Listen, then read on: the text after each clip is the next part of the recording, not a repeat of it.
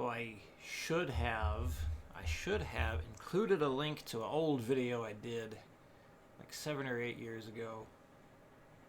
Much worse camera. Odd watching myself that long ago. Anyway, it covers all the palm mute stuff that we talked about today. So watch that, please. It'll be very helpful. I hope it's helpful. If you have any questions about the technique, let me know.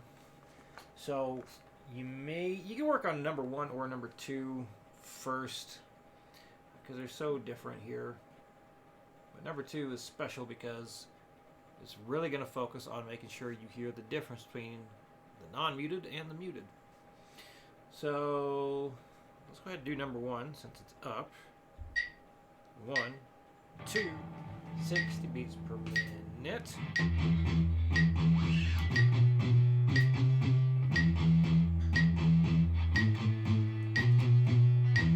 See how little my arm is moving?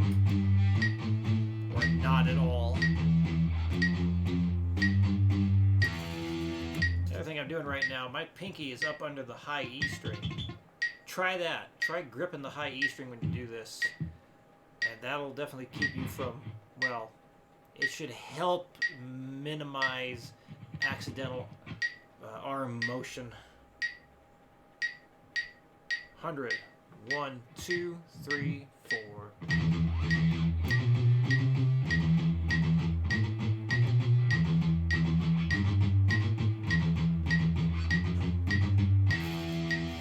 $140. 1, 2, 1, 2, 3, 4.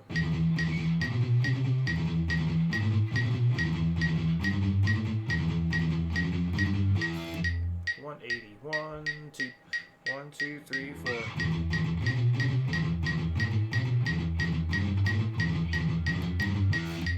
See, watch the arm. Watch how still it is. 1, 2, 3, 4.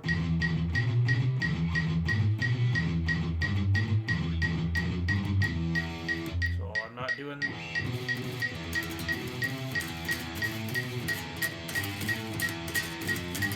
None of that.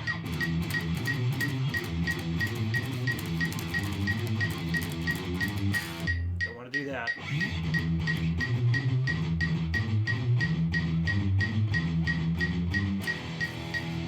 Even at 220. Can I do it at 220? I don't know. 1, 2, 1, 2, 3, 4. 1, 2, 1, 2, 3, 4.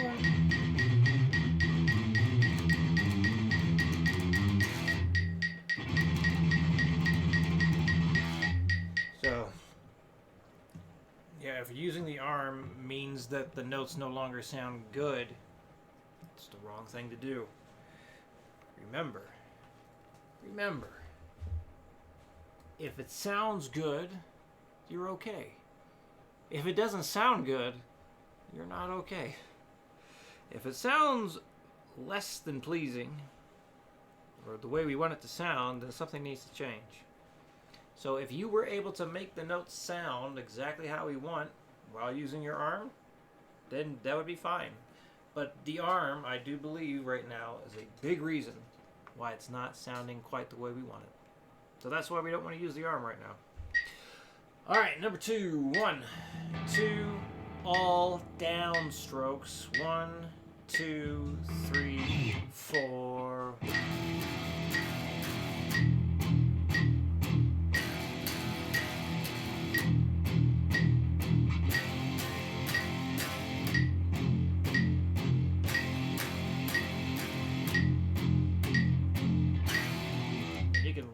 Literally watch that right hand, make sure it does what it's supposed to. 120, 1, 2, 3, 4.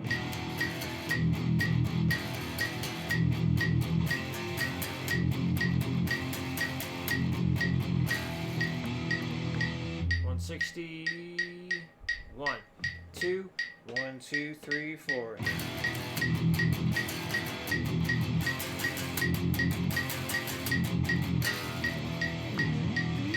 200. 1, 2, 1, 2, 3, 4.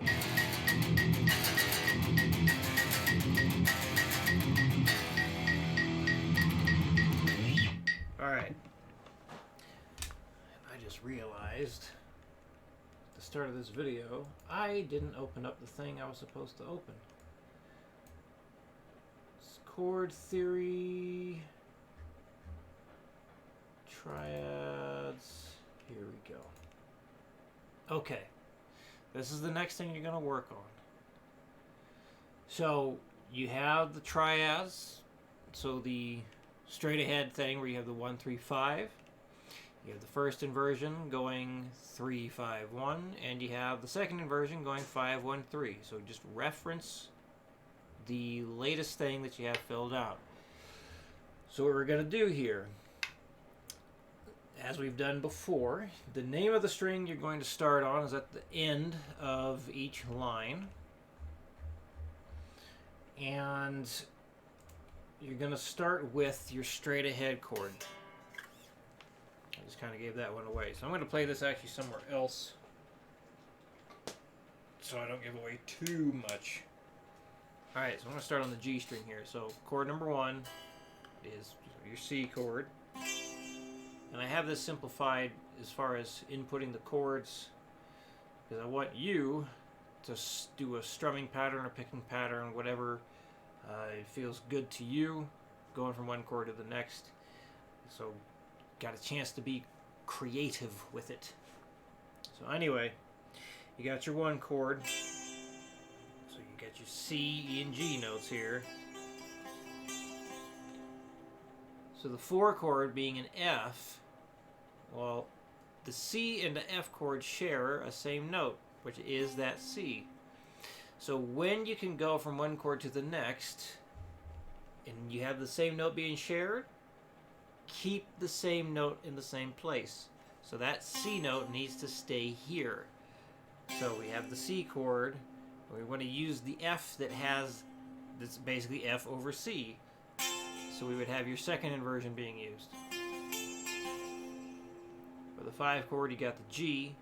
So you could just slide that shape up here, but I find it's a little more interesting and even a little bit less movement across the fretboard. We just go down here, use the first inversion for the G chord. So this is G over B, and then we go back to the F over C because, again, shared note. Nope. Okay, you can strum it any way you want.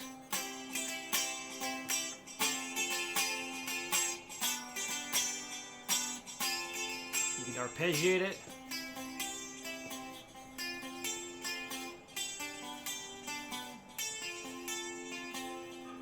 Play through that twice, and then what you're going to do is play from the root note of that C note, or so basically how we've done it before.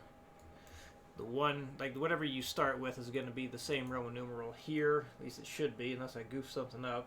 So if you see a Roman numeral different at the end versus the start, I goofed it. It's supposed to be the same as the start.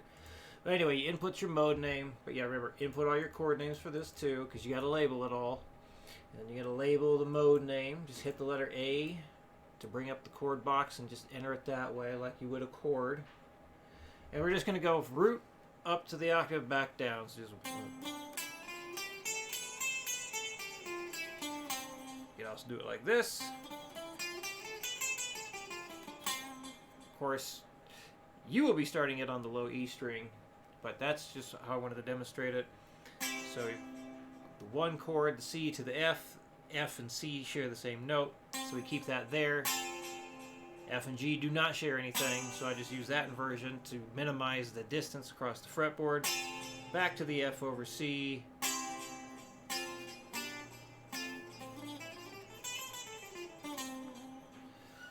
So anytime a chord shares the same note, keep it in the same spot. So you may need to experiment with starting in the open position, maybe start at the higher octave, kind of change where things go, because it is definitely possible to keep those notes in the same place. Now, the other thing is, if you are starting on the low E string, everything's going to start there. When you start on the A string, everything will start on the A string. When you start on the D string, everything will start on the D string.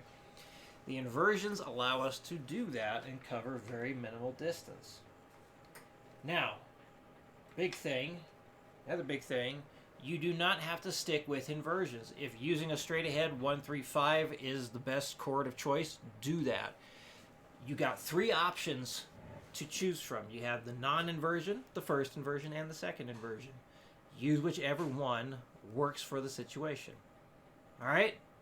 Good luck. Let me know if you got any questions. I'll see you next week.